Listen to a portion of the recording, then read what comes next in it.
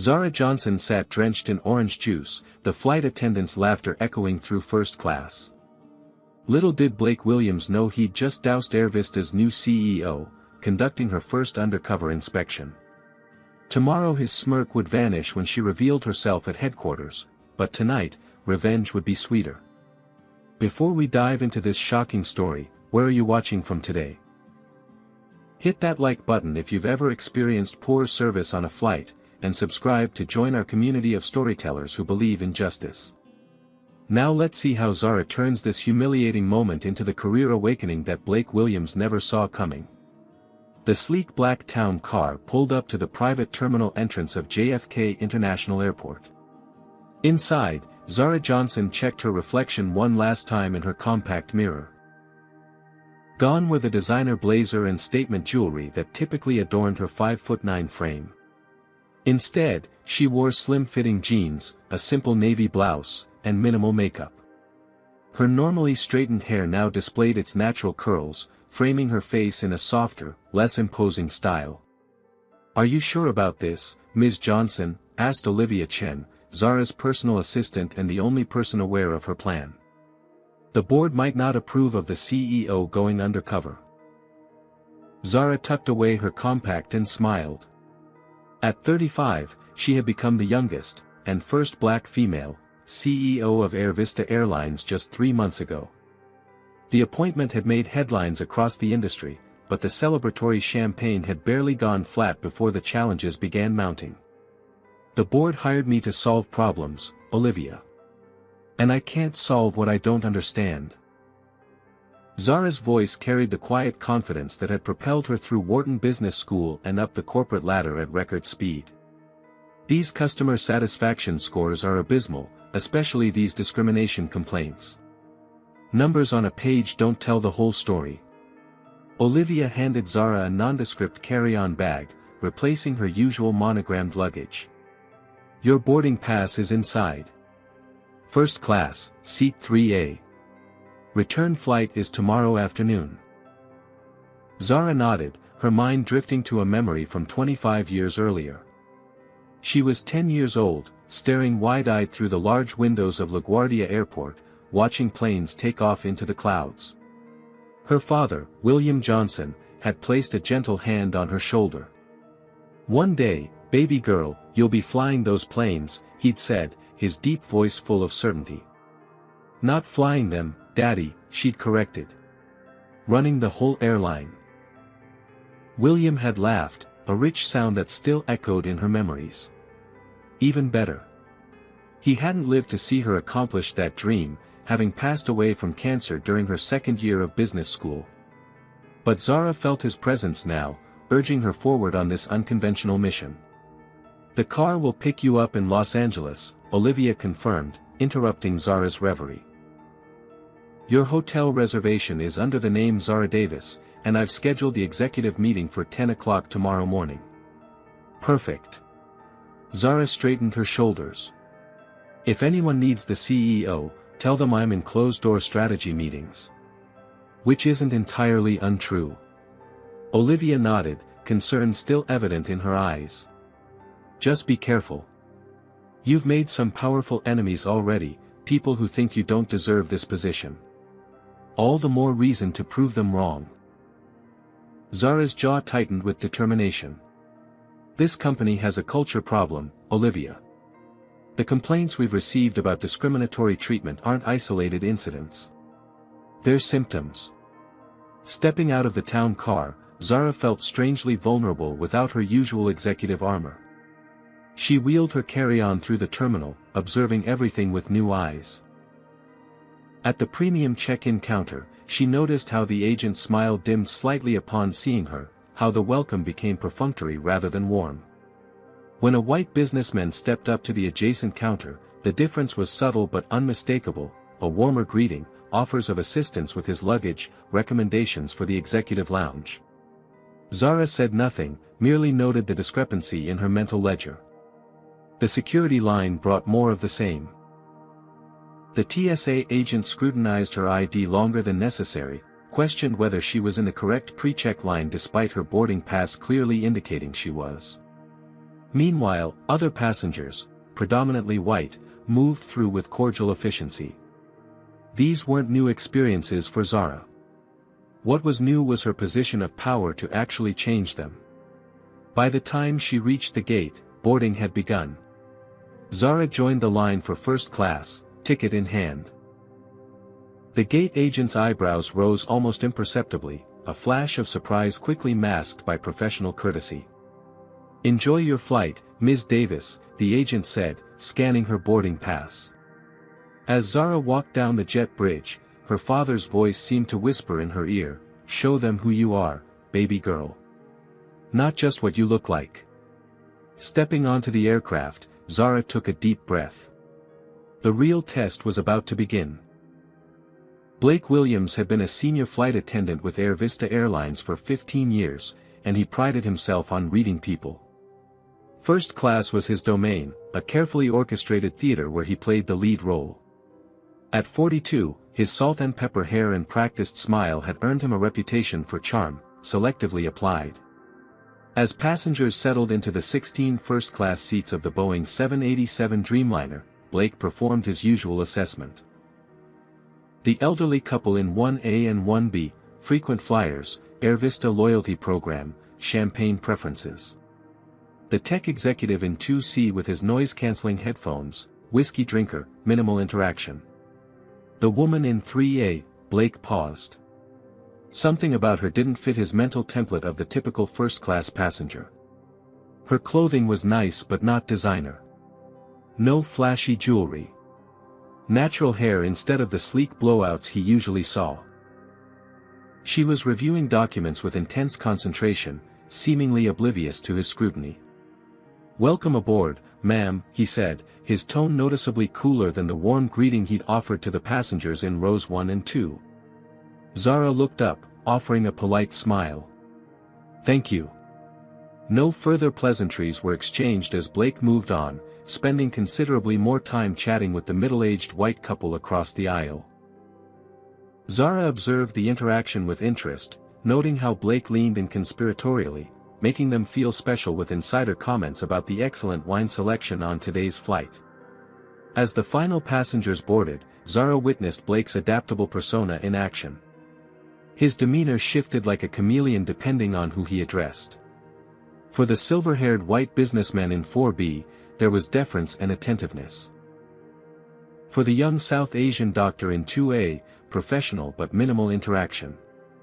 For the elderly black gentleman in 5C, barely concealed impatience. Once the aircraft doors closed, Blake began the pre-departure beverage service.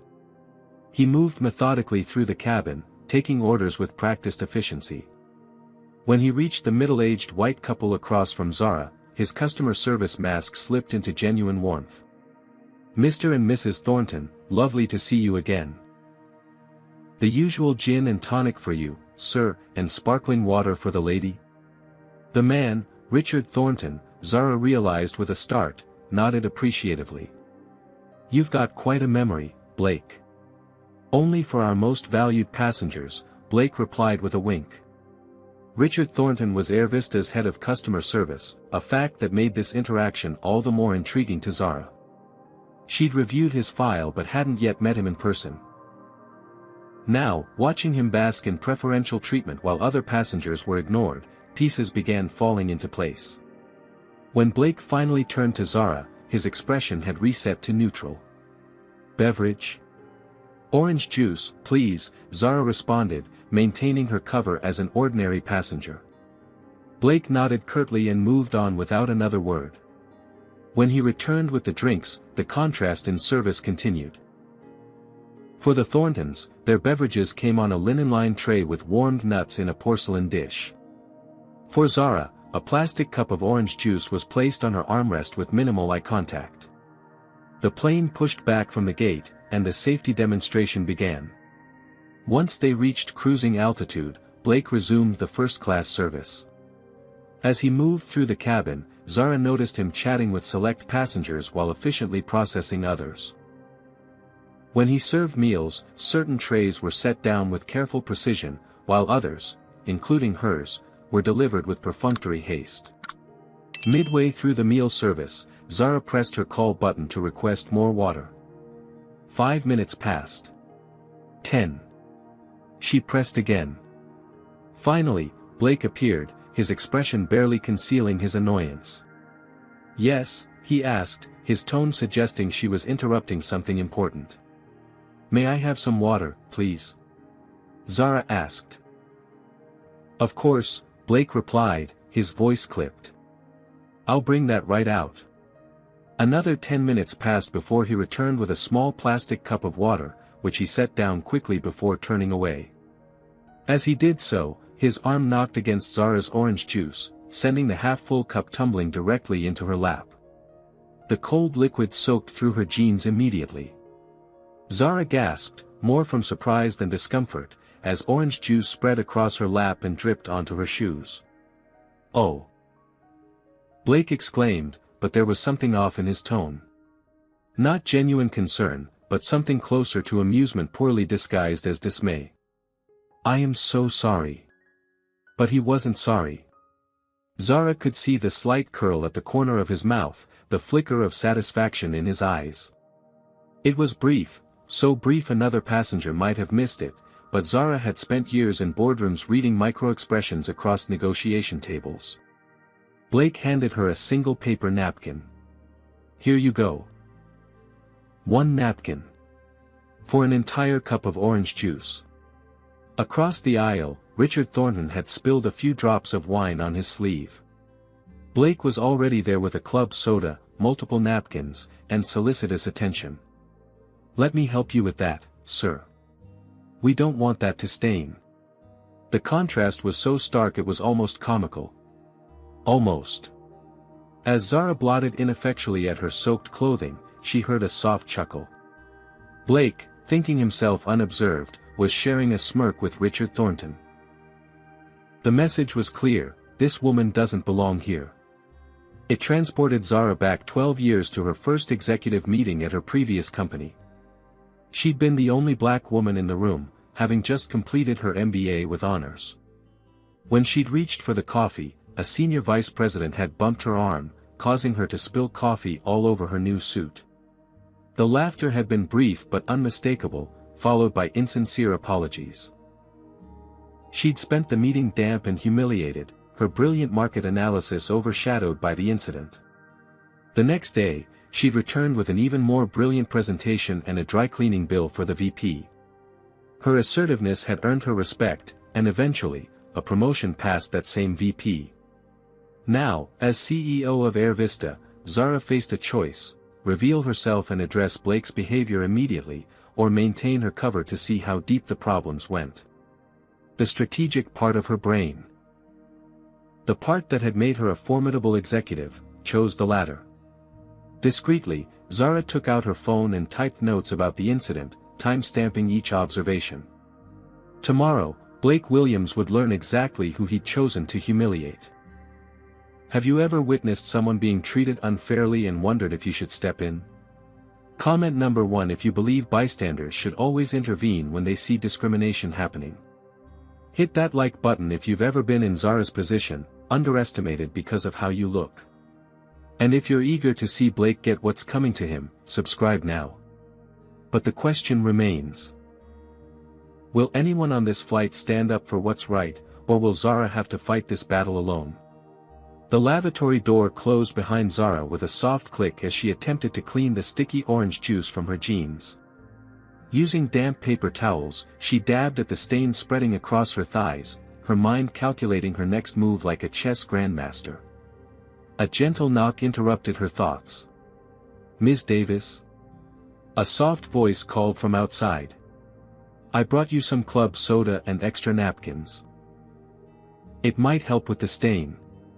Surprised, Zara opened the door to find a young flight attendant with warm brown eyes and a name tag that read, Sofia Martinez. She couldn't have been more than 25, her uniform crisply pressed despite the long flight. "Thank you," Zara said, accepting the supplies with genuine appreciation. Sofia glanced nervously down the aisle before lowering her voice. "I'm so sorry about what happened. That wasn't an accident." Zara raised an eyebrow, inviting the young woman to continue. Blake does this, Sophia explained, her words coming in a rushed whisper. Not the spilling specifically, but making certain passengers feel unwelcome. I've tried reporting it, but nothing ever happens. Why are you telling me this? Zara asked, curious about this unexpected ally. Sophia's expression hardened with quiet determination. Because it's wrong. And because I'm tired of being part of a system that allows it. For the next few minutes, as Zara worked on her stained clothing, Sophia shared her 3 years of experience at Air Vista. The airline had once been renowned for exceptional service, but recent years had seen a cultural shift. Complaints about discriminatory treatment were routinely buried. Employees who spoke up found themselves assigned to less desirable routes or overlooked for promotions. Blake has connections, Sophia explained. He's close with Mr. Thornton in seat 3B. The head of customer service. They play golf together. Zara nodded, piecing together the network of relationships that enabled such behavior to flourish. And what happens to the complaints against him? They disappear, Sophia said simply. Just like the people who make them. As they spoke, a bond formed between them, 2 women of color navigating a system designed to exclude them. Sophia didn't recognize Zara as the new CEO, and Zara decided to keep it that way for now. The unfiltered perspective was too valuable. When Zara returned to her seat, the dynamics of the first-class cabin came into sharper focus. Richard Thornton was holding court from his seat, several passengers gathered around him as he loudly discussed quarterly projections for the airline. The problem, he announced with the confidence of someone never contradicted, is that we're trying to cater to too broad a market. Our premium customers are our bread and butter. The rest are just filling seats. Zara noticed how his gaze flickered dismissively toward her and the elderly black gentleman in 5C as he said this. Another passenger, a silver-haired white man in an expensive suit, nodded in agreement. The exclusivity is what we're paying for, Richard. First class should feel first class.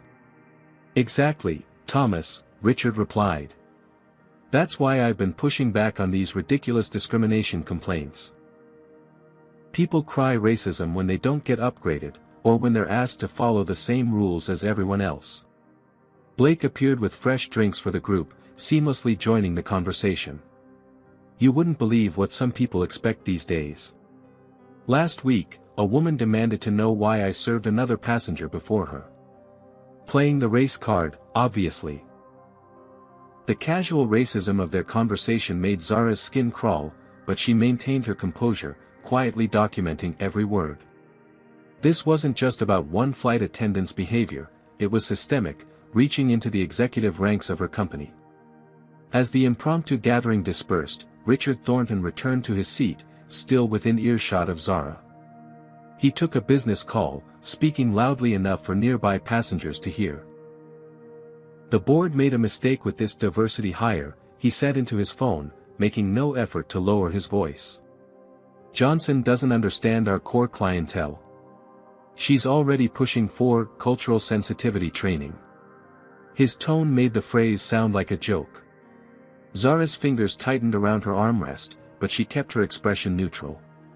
She'd suspected resistance to her leadership, but hearing it so baldly stated was another matter entirely. The memory of her board interview flashed in her mind. Despite her impeccable credentials, MBA from Wharton, successful tenure as COO at a competing airline, proven track record of increasing profitability while improving employee satisfaction, several board members had questioned if she was the right fit for Air Vista's traditional values. Now she understood exactly what they'd meant. Reaching for her phone, Zara sent a secure message to Olivia. Need complete HR files on Blake Williams and Richard Thornton. All complaints, performance reviews, personal connections within company. Also, board meeting minutes from my hiring discussion. Urgent. The reply came quickly, on it. Everything will be ready by the time you land. As the flight continued, Blake's treatment of Zara grew increasingly bold. He forgot her meal preference, served her last during every service round, and managed to bump her seat repeatedly while passing in the aisle. Each incident was minor in isolation, plausibly deniable, but the pattern was unmistakable. Across the aisle, the elderly black gentleman in 5C caught Zara's eye and gave her a knowing look. He'd been receiving similar treatment. There was solidarity in that shared glance, an unspoken understanding between two people navigating the same hostile waters. 3 hours into the flight, Zara overheard a conversation between Blake and another flight attendant near the galley. "She's probably using a companion pass," Blake murmured. "No way she paid for first class herself. The guy in 5C keeps asking for extra pillows," the other attendant complained. "Like this is a hotel or something." "That's what happens when you let just anyone up front," Blake replied.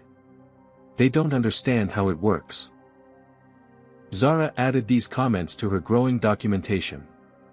By the time this flight landed, she would have enough evidence to justify a complete overhaul of Air Vista's service culture. The plan forming in her mind wasn't just about punishing Blake or Richard, it was about transforming the entire company. As she looked out the window at the clouds below, Zara thought again of her father.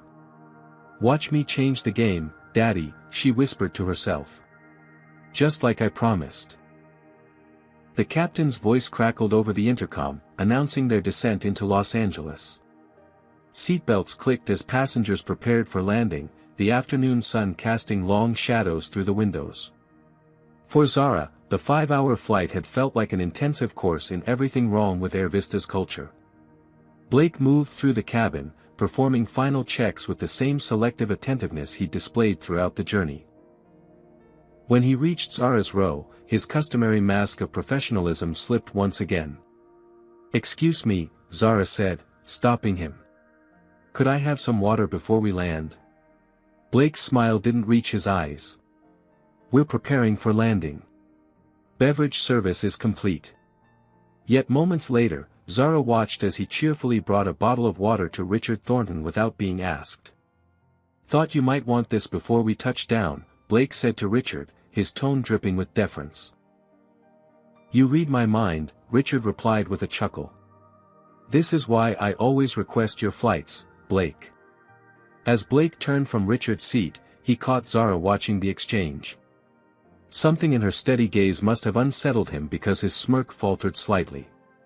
Blake moved back toward her, a fresh bottle of water in hand.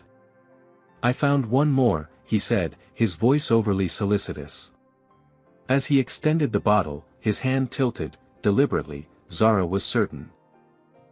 Sending a stream of water cascading onto her lap, adding fresh insult to the still damp orange juice stain. "Oh no, not again," Blake exclaimed, his performance of dismay so transparently false it would have been comical in any other context. "I'm having such a clumsy day." Zara had maintained her composure through countless microaggressions during her career, but something about the calculated cruelty of this act, the second deliberate spill of the flight, broke through her careful facade. "Are you?" she asked, her voice quiet but razor-sharp. "Clumsy seems selective in your case, Mr. Williams." Blake froze, startled by both her tone and the use of his last name, which wasn't visible on his name tag. His eyes narrowed slightly. "I'm not sure what you mean," he said, his cheerful mask firmly back in place. "But I do apologize for the accident." "I'm sure you do," Zara replied, holding his gaze until he looked away first. "I'm sure you do." The plane touched down at LAX with a gentle bump, taxiing toward the terminal as passengers began gathering their belongings. Zara remained seated, continuing to document the flight on her phone. As she typed, she felt someone watching her and looked up to find the elderly gentleman from 5C standing in the aisle beside her seat. "Excuse me," he said, his voice carrying the gentle gravitas of decades of experience. "I couldn't help noticing you've had a difficult flight." Up close, Zara could see the fine tailoring of his suit and the subtle gold of his cufflinks. Despite being in his 70s, he stood straight-backed and dignified. "I've had better," Zara admitted with a small smile. The man nodded thoughtfully. "Walter Freeman," he introduced himself, extending his hand. Zara shook it, responding automatically, "Zarada." She caught herself, but not quickly enough. Walter's eyes widened slightly, recognition dawning. "Zara Johnson," he finished for her, his voice low enough that no one else could hear. "Airvista's new CEO." Zara felt a flash of panic. Her cover was blown, and by a complete stranger. "I'm afraid you're mistaken," she tried. Walter smiled, the corners of his eyes crinkling. "I'm afraid I'm not. I sit on Airvista's board. I was one of the ones who voted for your appointment." Now it was Zara's turn to be surprised. Walter Freeman. Of course. She'd reviewed the board members' profiles, but his photograph must have been outdated. She hadn't recognized him without his signature bow tie. "This is unexpected," Zara admitted quietly. "Less unexpected than finding our new CEO flying incognito in first class," Walter countered with a raised eyebrow. "Though after witnessing today's service, I'm beginning to understand why." As the plane reached its gate and passengers began to disembark, Blake made one final pass through the cabin. Seeing Zara still in conversation with Walter, he paused. "Everything all right here?" he asked, his tone suggesting impatience rather than concern. "Just fine, thank you," Walter replied coolly. Blake's eyes flicked between them, perhaps sensing something amiss but unable to identify what. "Well, enjoy your stay in Los Angeles," he said to Zara, unable to resist adding, "hope you dry out soon." The petty jab hung in the air as Blake moved away, confident he would never see this passenger again. Walter shook his head in disgust. "Has it been like that the entire flight?" "Worse," Zara confirmed. "And not just with me." They waited until most passengers had deplaned before continuing their conversation, walking slowly up the jet bridge together. "I've been on the board for 15 years, Walter said. Brought in for diversity after the airline's first discrimination lawsuit. I've pushed for cultural changes, but progress has been glacial. Hence my undercover mission," Zara explained. "The customer satisfaction data showed problems, but I needed to see it firsthand." Walter nodded approvingly. "Bold move. Old school management by walking around, except at 35,000 feet. He paused, his expression growing serious. "You should know you've walked into a hornet's nest, Ms. Johnson. There are powerful people at Airvista who don't want a young black woman succeeding as CEO. Like Richard Thornton?" Zara suggested. "Among others," Walter confirmed. "They're already laying groundwork to undermine you. Today's executive meeting was originally scheduled for next week. They moved it up hoping you wouldn't be prepared." This new information sent Zara's mind racing. The meeting tomorrow wasn't just about presenting her observations. It was an ambush she needed to convert into an opportunity. "Thank you for telling me," she said. Walter smiled. "I've been waiting 20 years for someone like you to shake things up. Whatever you need, I'm in your corner." As they reached the terminal, Walter handed Zara his business card. "My private number's on the back. Call me tonight, I have some additional context you might find useful." They parted ways at the baggage claim, Walter heading for the VIP lounge while Zara made her way to the exit. Her driver was waiting, holding a discreet sign reading, Z. Johnson. As the car pulled away from the curb, Zara felt a renewed sense of purpose. What had begun as a fact-finding mission had transformed into something more significant. Tomorrow wouldn't just be about confronting Blake Williams or even Richard Thornton. It would be about reclaiming the soul of Airvista Airlines. She took out her phone and called Olivia. "Change of plans," she said when her assistant answered. "We're going to need a war room tonight." The presidential suite at the Beverly Wilshire Hotel transformed into a command center as night fell over Los Angeles. Zara had changed from her juice-stained casual clothes into a silk loungewear set, her natural curls now pulled back in a neat bun as she paced the luxurious living room, reviewing documents on her tablet. "Olivia, you're a miracle worker," she said, looking up from the screen to where her assistant's face appeared on the large video display. "How did you get all this so quickly?" Olivia Chen's image smiled with quiet pride from New York. "I may have called in a few favors from HR. Once I explained it was a direct request from the CEO regarding a discrimination investigation, doors opened. The files painted a damning picture. Blake Williams had 16 complaints filed against him over his 15-year career, all from passengers of color, all mysteriously resolved without disciplinary action. Richard Thornton's name appeared in 13 of the resolution documents as the reviewing officer who had dismissed the complaints as misunderstandings or cultural differences in expectations of service. More disturbing were the internal emails Olivia had uncovered between Richard and several board members, expressing concern about Zara's appointment and discussing ways to guide her toward an early exit if she pushed too hard on social issues. "They never expected me to last," Zara murmured, the realization solidifying her resolve rather than weakening it. "There's more," Olivia continued, forwarding additional documents. "I pulled the last 5 years of exit interviews from flight attendants of color. 83% cited a hostile work environment as their primary reason for leaving. That's compared to 12% of white employees." Zara nodded, adding this to her mental dossier. Her background in employment law before business school was proving invaluable now. These statistics alone created a compelling case for immediate intervention. The suite's doorbell chimed, interrupting her thoughts. "That's the dinner I ordered for you," Olivia said. "And I sent a new suit for tomorrow. It should have arrived already." "It did," Zara confirmed, glancing at the garment bag hanging in the entryway. "The Givenchy. Perfect choice."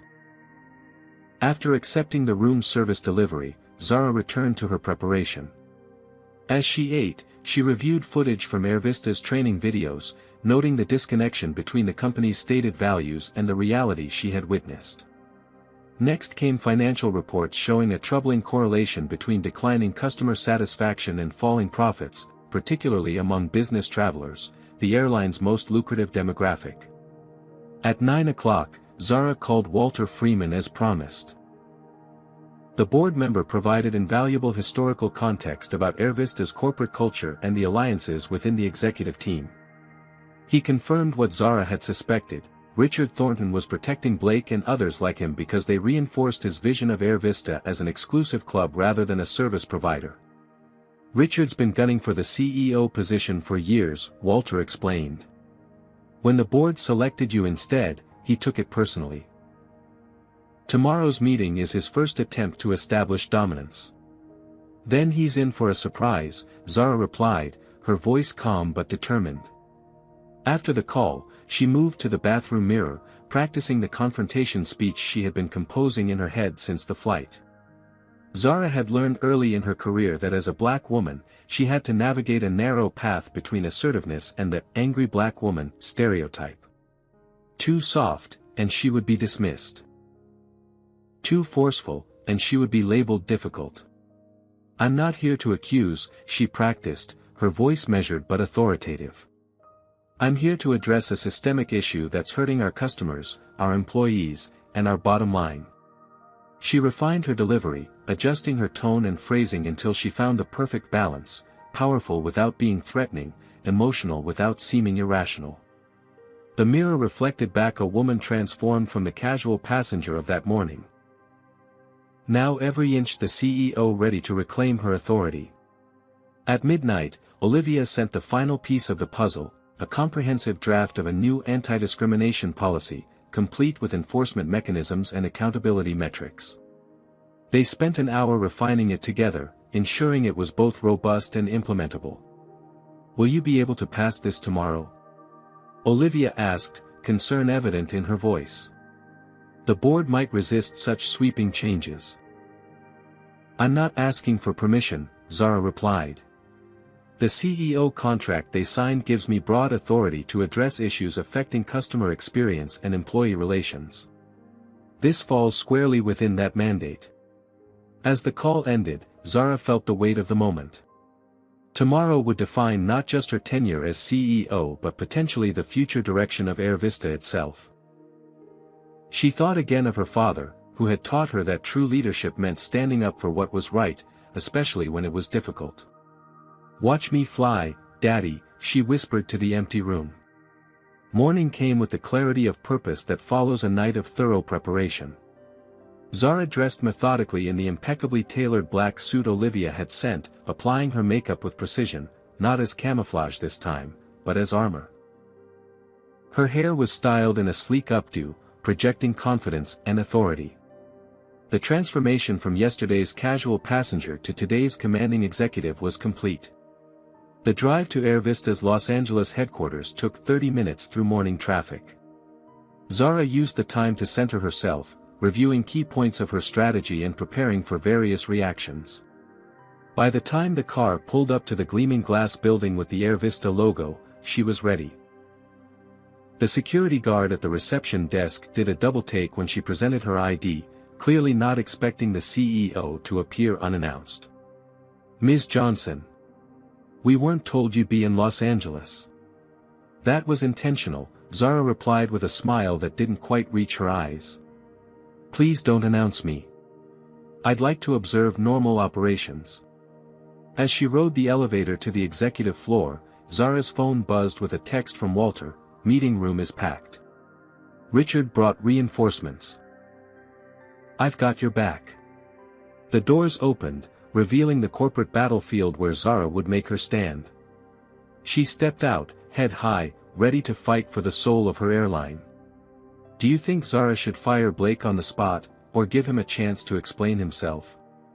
Comment number 1 if you believe in immediate consequences for discrimination, or number 2 if you think everyone deserves a chance to defend themselves. Hit that like button if you're excited to see Richard's face when he realizes who he's been badmouthing. And subscribe now if you want more stories about powerful women turning the tables on workplace discrimination. But the real question is, how will the board react when Zara reveals what she's discovered about Air Vista's toxic culture? The executive conference room of Air Vista's Los Angeles headquarters hummed with pre-meeting chatter. Floor-to-ceiling windows offered a panoramic view of the runways at LAX, where Air Vista planes took off and landed in a constant rhythm. Inside, 15 of the company's senior leaders had gathered around the massive mahogany table, their animated conversations creating a buzz of anticipation. Richard Thornton stood at the head of the table, commanding attention in a custom-tailored suit that probably cost more than most flight attendants made in a month. At 53, he carried himself with the entitlement of someone who had never been told no. Beside him stood Blake Williams, looking uncomfortably out of place in this executive setting but clearly there by invitation. "As I was saying," Richard continued, addressing the room, "our customer satisfaction metrics need context. The premium passenger experience is excellent, as Blake can attest from the front lines." Blake nodded eagerly. "Our first-class regulars are extremely satisfied. The complaints come almost exclusively from, well..." He paused, searching for a euphemism. "Economy passengers with unrealistic expectations," Richard finished smoothly. "They want champagne service on a beer budget." Several executives chuckled, while others shifted uncomfortably. Walter Freeman, seated halfway down the table, maintained a neutral expression, his eyes occasionally flicking toward the door. "Since our new CEO is still finding her footing," Richard continued, his tone suggesting Zara was a child playing at business, "I've taken the liberty of preparing a customer service initiative that refocuses on our core clientele."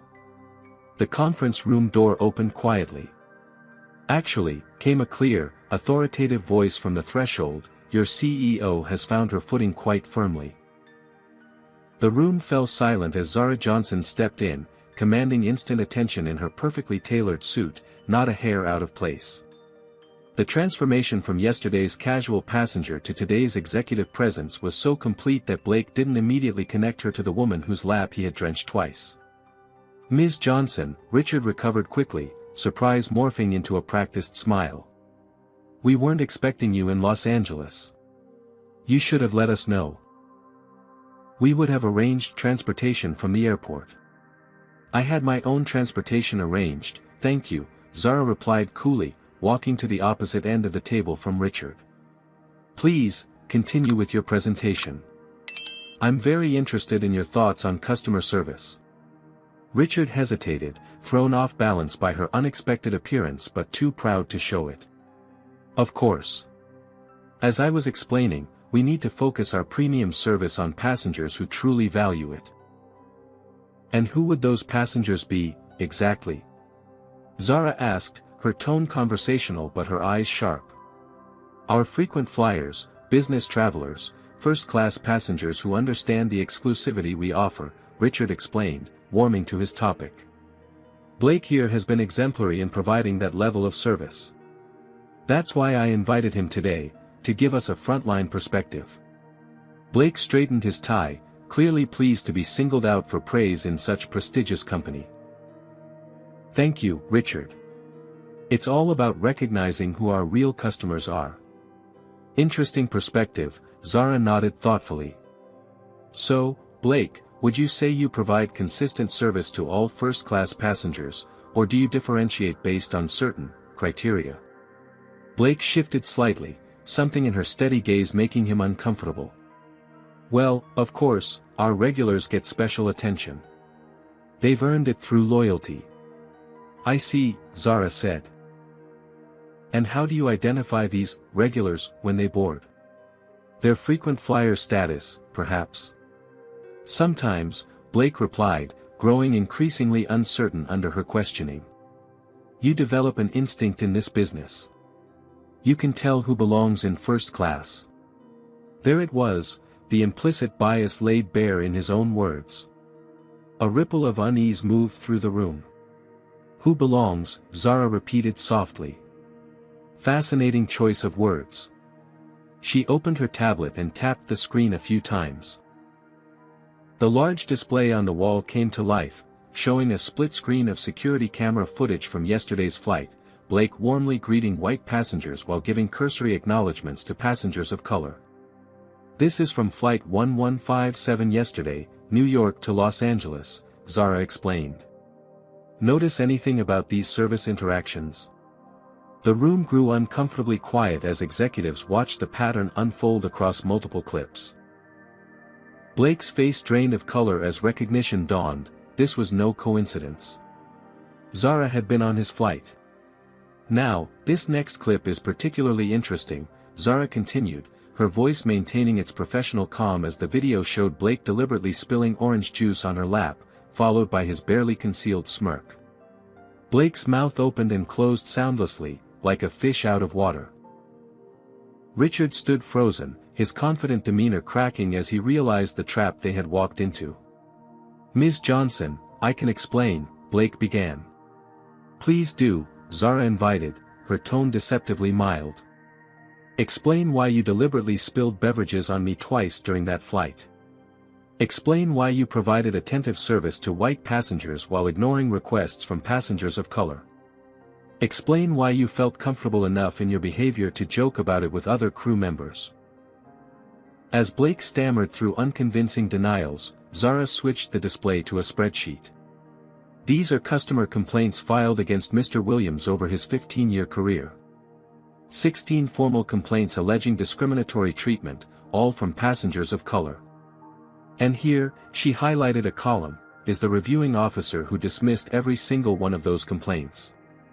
All eyes turned to Richard Thornton, whose face had turned an interesting shade of red. This is absurd, Richard blustered. You're cherry-picking isolated incidents and trying to create a pattern where none exists. Am I? Zara asked, switching the display again to show employee exit interview data. 83% of flight attendants of color cited a hostile work environment as their reason for leaving. 12% of white employees cited the same reason. That's not cherry-picking, Mr. Thornton. That's a systemic problem. From halfway down the table, Sophia Martinez stood up. Zara had invited her to the meeting that morning, recognizing the courage it took for the young flight attendant to speak truth to power. It's not just Blake, Sophia said, her voice trembling slightly but growing stronger with each word. It's a culture that's tolerated throughout the company. Those of us who speak up get sidelined or pushed out. Those who go along get promoted. Walter Freeman nodded in agreement. I've been raising these concerns at the board level for years. They've been consistently minimized or ignored. Richard's face hardened. This is ridiculous. You're turning routine customer service issues into some kind of civil rights crusade. This is exactly why the board had reservations about your appointment, Johnson. You're too emotional, too focused on so-called social issues instead of the business fundamentals. Is that so? Zara replied, unruffled by his attack. She switched the display one final time to show a graph correlating declining customer satisfaction with falling profits. These social issues are business fundamentals, Richard. Our most profitable routes are showing the steepest declines in both customer satisfaction and revenue. Our competitors are eating our lunch because they've adapted to changing passenger demographics while we're still operating like it's 1985. She turned to address the entire room, her voice resonating with quiet authority. I didn't become CEO to maintain a broken status quo. I became CEO to transform AirVista into the industry leader it once was and can be again. That starts with acknowledging our problems honestly and addressing them directly. From her briefcase, Zara extracted copies of a document and passed them around the table. This is our new anti-discrimination policy, effective immediately. It includes clear guidelines for customer service, a zero-tolerance approach to discriminatory behavior, and a transparent complaint review process that doesn't allow for the kind of systematic dismissals we've seen in the past. Blake, who had been growing increasingly pale throughout the presentation, finally found his voice. You can't just. I mean, there's union procedures, there's nothing in any union contract that protects discriminatory behavior, Mr. Williams, Zara cut him off. In fact, quite the opposite. The flight attendants union has been pushing for stronger anti-discrimination policies for years. Richard slammed his hand on the table. This is a witch hunt. You spent one day playing undercover boss and think you understand everything about airline operations? You're going to destroy everything we've built. What exactly have you built, Richard? Zara asked quietly. A culture where employees like Blake feel empowered to humiliate passengers based on the color of their skin. Where complaints are buried instead of addressed. Where executives talk about who belongs in first class as if it's a country club rather than a service we provide. She let the question hang in the air for a moment before continuing. As of this moment, Blake Williams and Richard Thornton are suspended pending a full investigation. HR will conduct interviews with current and former employees to establish the full extent of the issues. If the findings support termination, that's what will happen. The room erupted in chaos. Several executives jumped to their feet, some protesting, others expressing support. Blake looked like he might faint. Richard's face contorted with rage. You can't do this, he shouted. I've been with this company for 22 years. I have allies on the board who will never stand for this. Actually, Richard, Walter interjected calmly, the board gave Ms. Johnson full authority to address customer experience issues. This falls squarely within her mandate. This is about your ego, Richard spat at Zara. You felt slighted on one flight and now you're using your position to get revenge. It's emotional and unprofessional. Zara remained unflappable. This isn't about one flight or one incident. This is about 16 formal complaints against one flight attendant, all dismissed by the same customer service director. This is about a pattern of discrimination that has cost us talented employees and loyal customers. This is about the future of AirVista. She turned to the HR director, who had been watching the proceedings with wide eyes. Janet, please escort Mr. Williams and Mr. Thornton to collect their personal belongings. Their company credentials are suspended effective immediately. As security personnel appeared at the door, the reality of the situation finally seemed to dawn on Blake. His smug confidence evaporated entirely, replaced by dawning horror as he recognized Zara as yesterday's passenger. You were. Yes, Mr. Williams, Zara confirmed, meeting his gaze directly. I was the woman whose lap you doused with orange juice. The woman you laughed about with your colleagues. The woman you assumed didn't belong in first class. She paused, allowing the moment to sink in. I'm also the woman who just suspended your employment. As Blake and Richard were escorted out, the remaining executives sat in stunned silence. Zara calmly retook her position at the head of the table. Now, she said, her voice shifting to a more collaborative tone, let's talk about how we're going to transform Air Vista into an airline where every passenger feels valued and every employee can thrive. The aftermath of the boardroom confrontation spread through Air Vista headquarters like wildfire. By lunchtime, employees from baggage handlers to marketing executives were buzzing with news of Richard Thornton and Blake Williams being escorted from the building. The company grapevine, efficient as ever, ensured that even staff at remote outstations knew something monumental had occurred. Zara remained in the conference room, now converted into her temporary command center. The initial shock of the morning's events had given way to focused activity as she worked with a core team of executives who had rallied to her vision. The PR department is in panic mode, reported Janet Chen, the HR director who had quickly aligned herself with Zara's reforms. Richard apparently called several media contacts on his way out.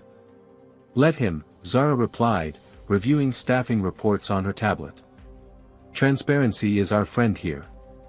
Walter Freeman nodded in agreement. Richard's trying to control the narrative, but he doesn't realize the narrative has already changed. The door opened as Sofia Martinez entered, still looking somewhat overwhelmed by her sudden elevation from flight attendant to key witness in a corporate transformation.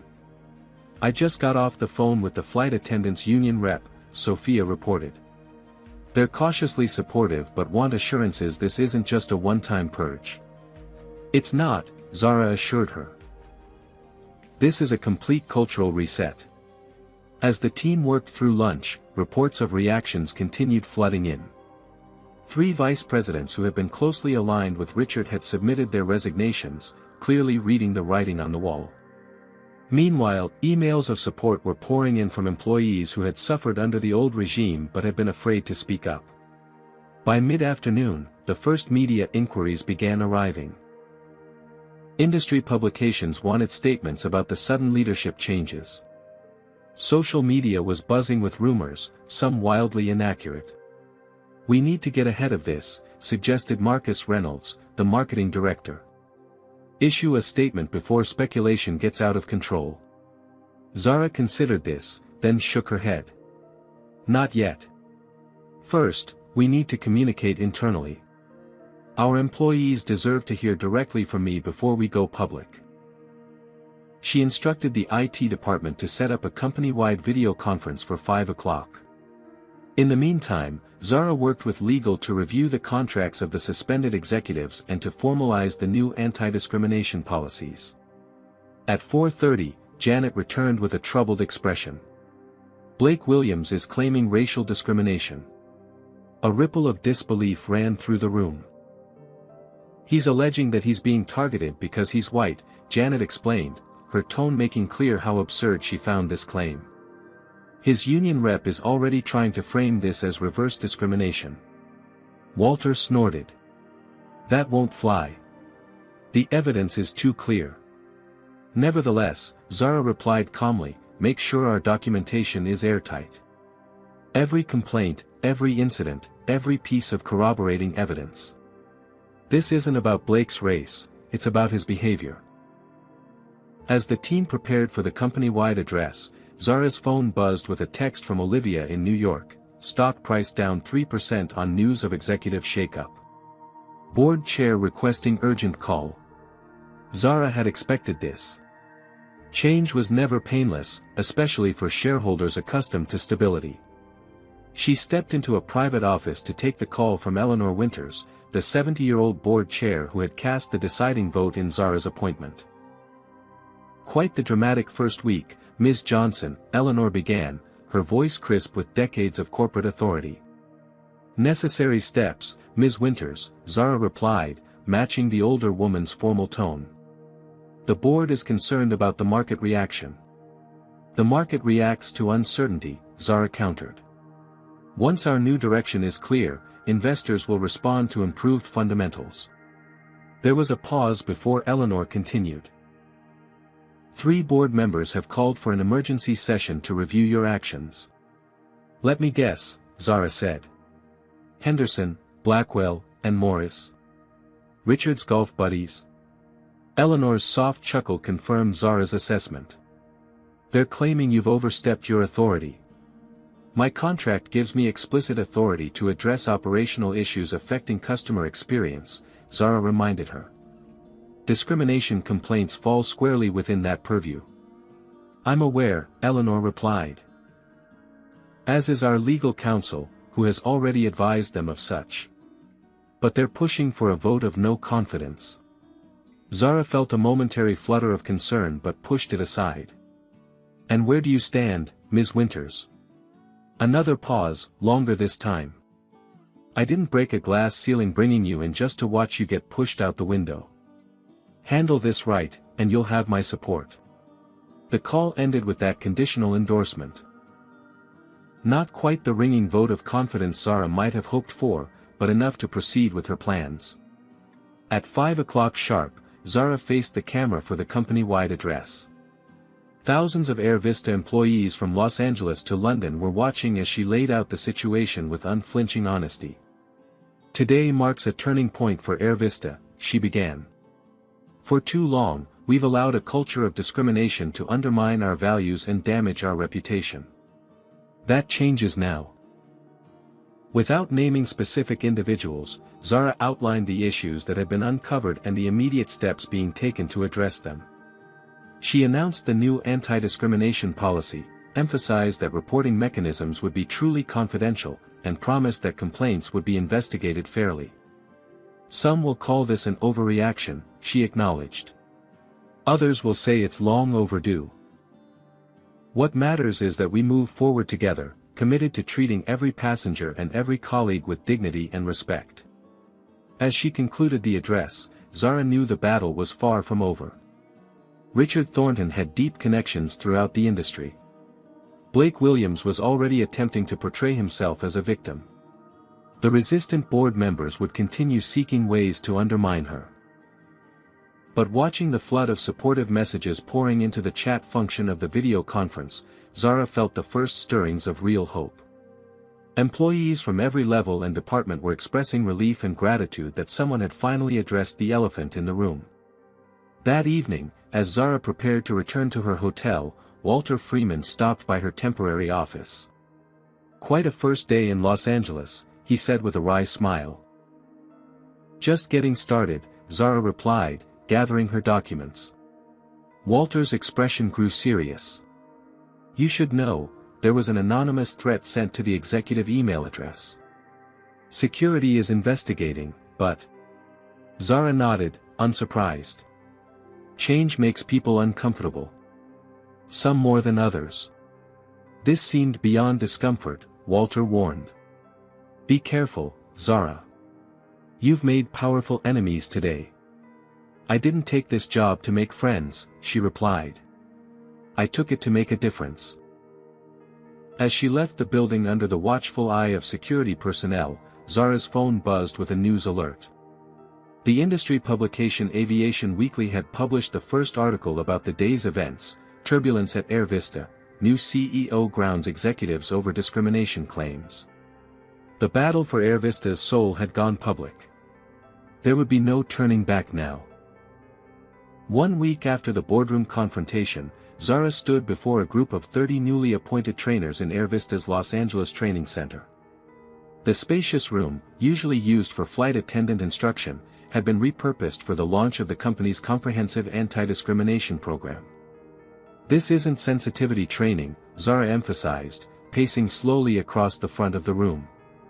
This is fundamental business strategy.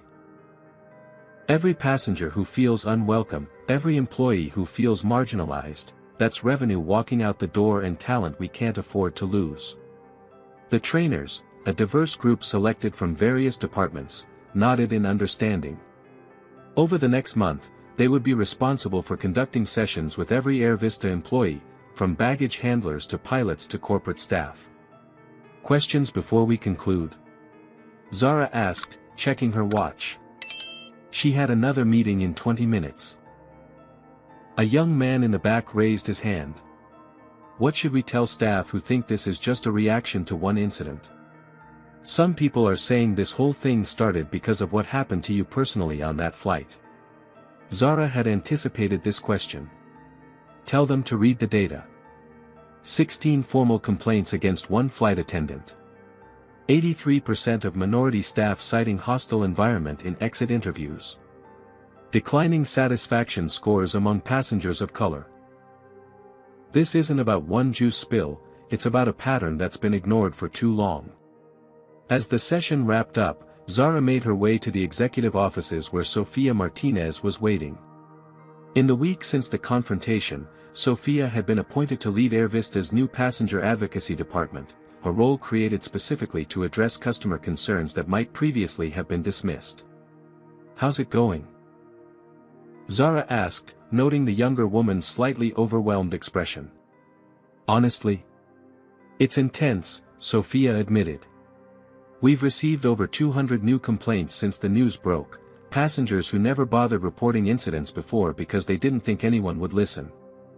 And now they know someone will, Zara nodded, satisfaction evident in her voice. That's progress. They walked together to the conference room where Walter Freeman was waiting with several other executives for the daily status meeting that had become a fixture of Zara's leadership style. Stock price is recovering, reported Finance Director Patricia Alvarez, sliding a report across the table. We're still down 1% from before the shakeup, but trending upward. Analysts are starting to describe our moves as bold leadership rather than corporate turmoil.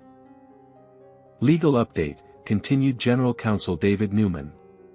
Blake Williams has withdrawn his discrimination claim after we presented the evidence packet. He's now seeking a standard severance package. And Richard? Zara asked. David grimaced. Still threatening a wrongful termination suit, but his position is weak. We've documented multiple instances where he buried legitimate complaints. His lawyer has to know he doesn't have a case. The meeting continued with updates from various departments.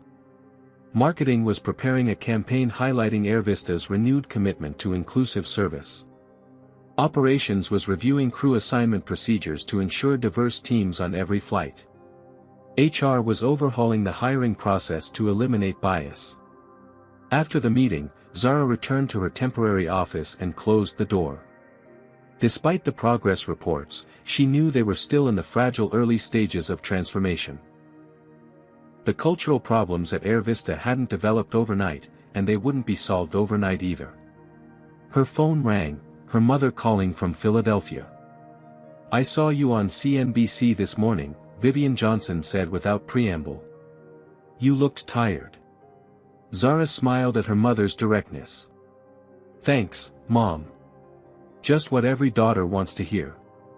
I'm serious, Zara. Are you taking care of yourself? This crusade of yours, it's not a crusade, Mom. It's my job. Vivian sighed. Your father would be proud. But he'd also tell you to pace yourself. Change takes time.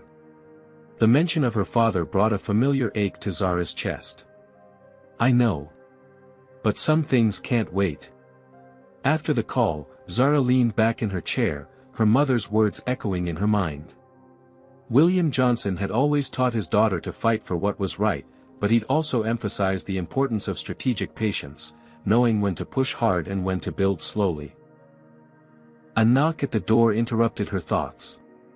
Walter entered, his expression serious. We need to talk about board strategy, he said without preamble. Henderson, Blackwell, and Morris are still pushing for that vote of no confidence. They've been calling other members, trying to build a coalition. Zara nodded, unsurprised. What's our count? 4 solidly with you, including Eleanor and myself. 3 against. The other 5 are wavering. We need to get to 7, Zara said, quickly calculating. A clear majority. Walter smiled slightly. I may have a solution. Remember I mentioned recruiting some new executives to fill the vacancies? When Zara nodded, he continued, I've been reaching out to my network. There's a former FAA administrator interested in our compliance officer position. An airline industry veteran for operations. A customer experience expert from the hotel industry for service development. All solid candidates, Zara acknowledged. But how does this help with the board? Because all 3 are highly respected in the industry. All 3 are people of color. And all 3 have turned down offers from our competitors. Their willingness to join Air Vista now, under your leadership, sends a powerful message to the wavering board members. Zara smiled, appreciating Walter's strategic thinking. Let's get them in for interviews immediately. As the day progressed, more challenges emerged. Anonymous emails criticizing the new policies were circulating among some staff. A small group of executives loyal to Richard were subtly undermining implementation efforts. Social media trolls were attacking Zara personally, questioning her qualifications and suggesting she had played the race card to advance her agenda. None of this surprised Zara. Resistance was inevitable. What mattered was maintaining momentum and demonstrating that the changes were not just morally right but business smart. By week's end, the first metrics were starting to show positive results. Customer complaint rates for minority passengers had dropped by 12%. Employee sick call rates, often an indicator of workplace morale, had decreased by 8%. Bookings remained stable despite the publicity, suggesting passengers were taking a wait-and-see approach rather than abandoning the airline. On Friday afternoon, Zara held an all-hands meeting in the company auditorium. Unlike the emergency video conference of the previous week, this was a carefully planned event designed to reinforce the new direction and celebrate early wins. As she took the stage, Zara scanned the audience. Some faces showed enthusiasm, others skepticism, but all were attentive. This, she realized, was the real test of leadership, not the dramatic confrontations but the patient work of bringing people along on the journey of change.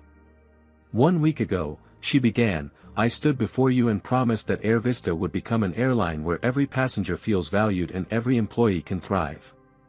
Today, I want to share what we've accomplished in just 7 days and what lies ahead.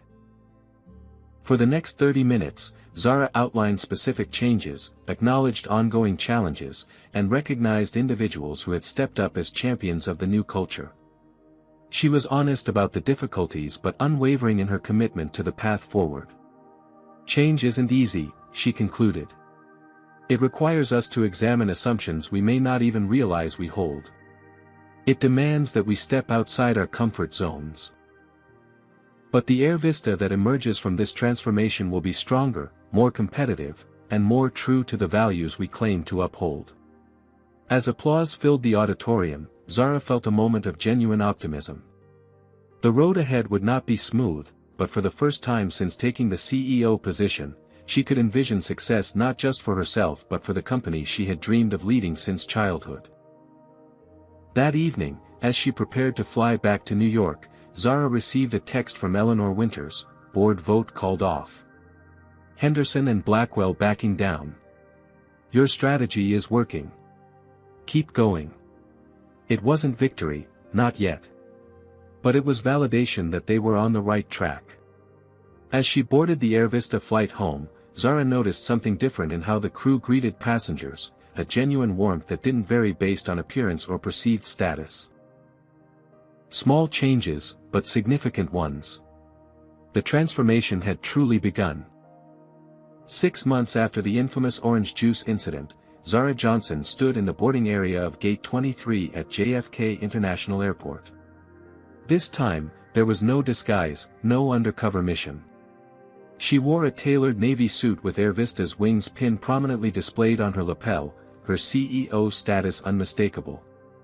Flight 1157, the same route that had started it all, was preparing for departure to Los Angeles. Zara had specifically chosen this flight for her bi-monthly leadership by walking around practice, a policy she had instituted to keep executives connected to the frontline experience. "Ms. Johnson, we're honored to have you aboard today," said the gate agent, professional but warm. "We're ready to begin boarding whenever you are." Zara smiled. "Let's stick to the regular boarding process. I'm just another passenger today." As Group 1 was called, Zara joined the line, observing the interactions between staff and customers. The changes were subtle but significant: consistent greetings regardless of appearance, attentive assistance for elderly passengers and families, clear communication about carry-on policies that applied equally to everyone. When she reached the front of the line, the agent scanned her boarding pass with a smile. "Seat 3A, the same as before," she said with a knowing look. The juice spill incident had become something of a company legend, a cautionary tale about the consequences of discrimination. Zara nodded appreciatively. "Seems fitting."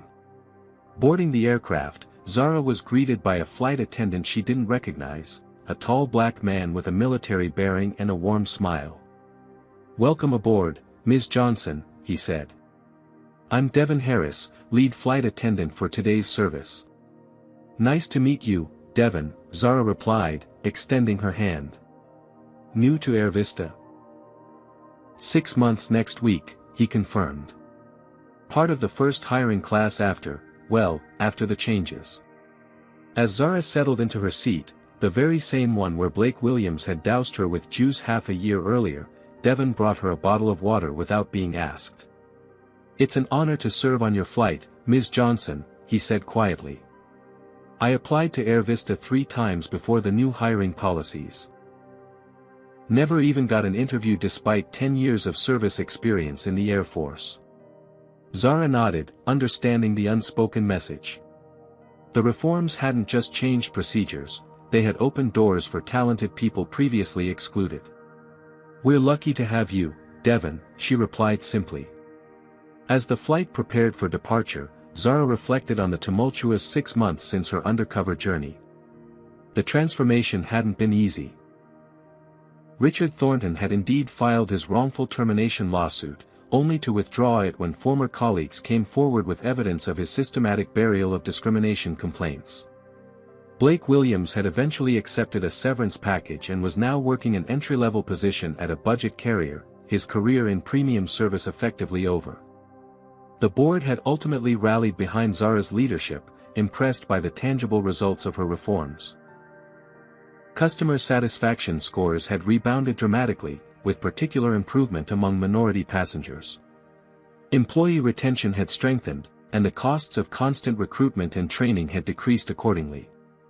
After an initial dip, Air Vista's stock price had climbed steadily, outperforming industry averages for the past quarter. Most significantly, the company culture had evolved. Discriminatory behavior, once tacitly accepted, was now promptly addressed. Employees reported feeling safer bringing concerns forward, knowing they would be taken seriously. The Passenger Advocacy Department, under Sofia Martinez's leadership, had become a model that competitors were scrambling to replicate. Just last week, Zara had accepted the Airline Industry Leadership Award, a recognition that would have seemed impossible during the turbulent early days of her tenure. In her acceptance speech, she had dedicated the award to her father, whose belief in her had never wavered. The plane taxied to the runway, the engines building to a familiar roar. Zara looked out the window at the airport where, as a 10-year-old girl, she had first dreamed of running an airline. The path had been more challenging than she could have imagined then, but the destination was exactly what she had envisioned. A company where excellence and equality reinforced rather than contradicted each other. As the aircraft lifted into the sky, Zara noticed another passenger a few rows ahead, a woman with the unmistakable bearing of an executive trying to blend in as an ordinary traveler. With a start, Zara recognized Catherine Powell, the recently appointed CEO of a competing airline. Their eyes met briefly, and Zara smiled in recognition of what was happening.